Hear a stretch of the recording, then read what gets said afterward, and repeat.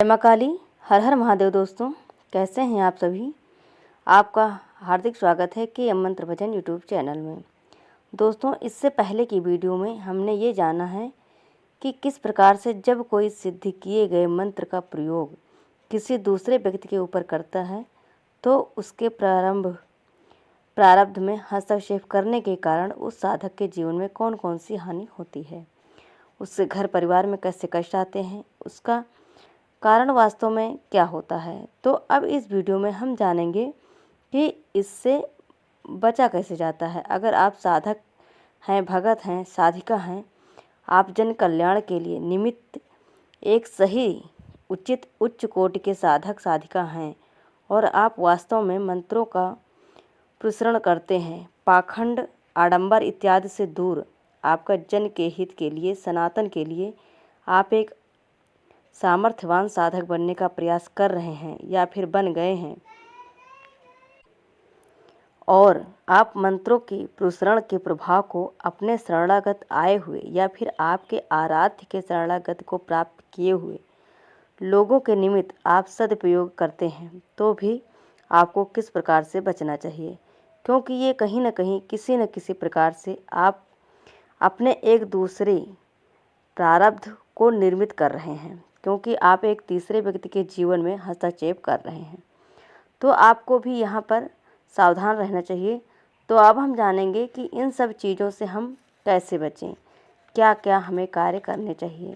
तो सबसे पहला कार्य है कि आप जिन भी काम में मंत्रों का प्रयोग करते हैं, जैसे कि आपके पास कोई व्यक्ति आया, वो अविचार पीड़ित है और उस अविचार को पलटने के लिए किसी साबर मंत्र का प्रयोग किया या किसी कवच आदि का प्रयोग कर रहे हैं, तब ऐसा नहीं है कि आप 11 बार 21 बार आपने जप किया, 11 बार पूरा हो गया, 11,000 बार कंप्लीट हो गया, तो दोबारा उसे प्रसरण करने की आवश्यकता नहीं है। आप अंधाधुंध उसका प्रयोग किए जा रहे हैं। अविचार के नाश हेतु जो भी आपके पास आ रहा है, संकल्प लेकर पाठ कर रहे हैं, उतारा करवा दे रहे हैं, उसको शांति प्राप्त हो जा रही है और फिर आप निश्चिंत हैं और आप पुनः उसका प्रसरण नहीं कर रहे हैं। दिक्कत है कि आप प्रसरण किए थे उसका एक सीमित मात्रा में ऊर्जा है जो आपके पास बना हुआ है। जब जब आप संकल्प लेते हैं किसी दूसरे के निमित्त, तो उस ऊर्जा का क्षय होता है और फिर बाद में भी आपका प्रभाव बंद हो जाएगा, दिक्कतें अलग से होंगी। इसलिए मंत्र का प्रसरण, चाहे वो किसी स्रोत कवच क्यों न हो या अन्य कोई मंत्र क्यों न हो, समय समय पर उसका प्रसरण आपको करते रहना चाहिए। हवन करना बहुत ज़रूरी होता है एक साधक के लिए। दूसरी, हवन आप डेली कर सकते हैं, नित्य में किसी अग्नि की आवश्यकता नहीं होती है। साप्ताहिक हवन कर सकते हैं अपने आराध्य के दिवस संबंधित। जैसे आप माँ काली की ही पूजा करते हैं तो शनिवार या मंगलवार को कर लीजिए, और माँ दुर्गा की पूजा कर रहे हैं तो शुक्रवार को कर लीजिए। आप अपने इच्छा अनुसार या स्वरूप के अनुसार जैसा आप उचित समझें किसी एक दिन हवन जरूर किया करें, या फिर अष्टमी को हवन कर लीजिए, चतुर्दशी को हवन कर लीजिए, दोनों पक्ष में। अथवा आप किसी एक पुण्य तिथि को महीने में एक बार ही कर लीजिए, पूर्णिमा को कर लीजिए, अमावस्या को कर लीजिए, या फिर कृष्ण पक्ष अष्टमी है, शुक्ल पक्ष अष्टमी है, या फिर पंचमी है, जो उचित लगे अपने आराध्य के निमित्त एक बार महीने में हवन अवश्य करना चाहिए। हवन करने से आपका शरीर, आपका रहना का जो स्थान है, वहाँ का वातावरण, आपके परिवारजनों की शरीर ऊर्जा, वो सभी एक सभी का एक सामंजस्य संतुलन स्थापित हो जाएगा। किसी भी प्रकार की नकारात्मक ऊर्जा जो अन्य व्यक्तियों के ऊपर आपने प्रयोग आदि किए उसके कारण आपके जीवन में उपस्थित हुई हैं, उनका प्रभाव नगण्य हो जाए, यह आपको ध्यान रखना है। अब तीसरा है कि सबसे अधिक आवश्यक पर्वकाल आपको कभी भी ऐसे बेकार नहीं करने चाहिए। पर्वकाल में आपको दूसरों के लिए दरबार नहीं लगाना चाहिए। उस समय में आप न किसी को देखें सुने, सीधे सीधे मना कर दें। उस समय आपका पहला दायित्व होता है कि मंत्रों का प्रसरण, पुनः उनका जागरण, पुनः एक लघु अनुष्ठान कम से कम जरूर करें। अगर आप 1.25 लाख का जाप नहीं कर सकते, इतना किसी का सामर्थ्य नहीं है कि 1200 मतलब 1250 माला आप एक दिन में जाप करें तो कोई दिक्कत नहीं है। आप 1000 कीजिए, 10,000 कीजिए, जितना आपसे हो, लेकिन एक लघु पुरस्रण आपको पर्व काल में करना चाहिए। पर्व काल कौन कौन सा है? पर्व काल में होली, दिवाली, नवरात्र में करते हैं। ये तो नवरात्र में थोड़ा लंबा पर्व पड़ जाता है, लेकिन एक दिवसीय पर्व जो होते हैं, एक साधक के लिए रवि पुष्य नक्षत्र भी एक पर्व है, गुरु पुण्य पुष्य नक्षत्र भी पर्व है। अगर मंगलवार के दिन कोई विशेष नक्षत्र आदि पड़ते हैं या फिर आपके जन्म नक्षत्र के दिन कोई विशेष पर्व पड़ रहा है, तो उसका एक पूरा विवरण जो है ज्योतिष के अनुसार किस दिन कौन सा नक्षत्र रहता है, कौन सा पक्ष रहता है, उसे विशेष पर्व की संज्ञा दी गई है। उस दिन मंत्र पुरस्रण करने से मंत्र का बल, सामर्थ्य बढ़ता है, हमारे भीतर तेज की वृद्धि होती है और हमारे भीतर उस मंत्र की कृपा से अतिशय बल की प्राप्ति होती है। हमारे मांत्रिक जो शरीर हैं उनमें भी काफ़ी अधिक वृद्धि होती है।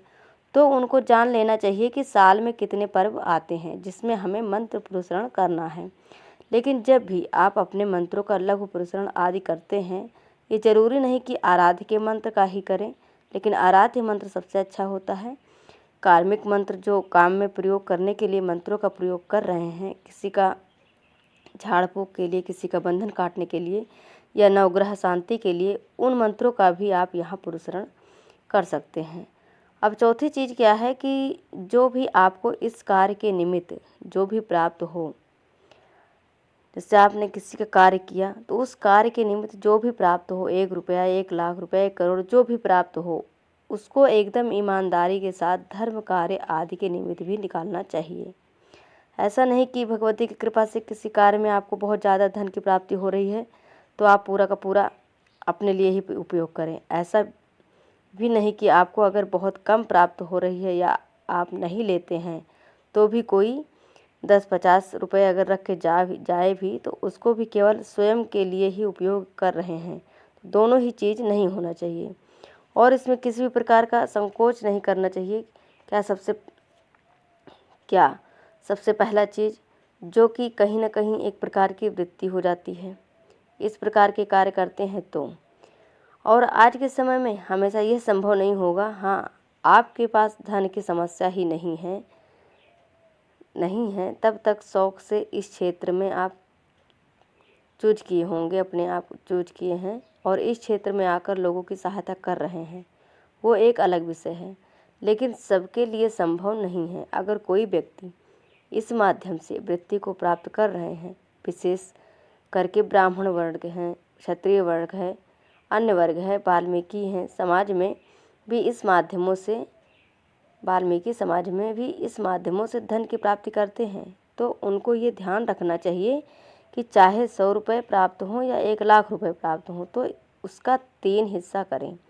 पहला हिस्सा जो होगा, पहले तो अपने आराध्य को समर्पित कर दें सब, फिर उसमें से उसका 3 हिस्सा कर दें और 2 भाग जो है, 2 हिस्सा जो है आपके लिए हो जाएगा और बाकी जो 1 हिस्सा है आप पंचावली की सेवा, अपने आराध्य की सेवा, गौ माता की सेवा। कोई दुखी व्यक्ति आपके पास आता है जिसके पास धन की कमी नहीं है और आप उसकी सहायता, सत्यता को जान रहे हैं, तो आप उसकी सहायता कर सकते हैं, उसकी मदद कर दें।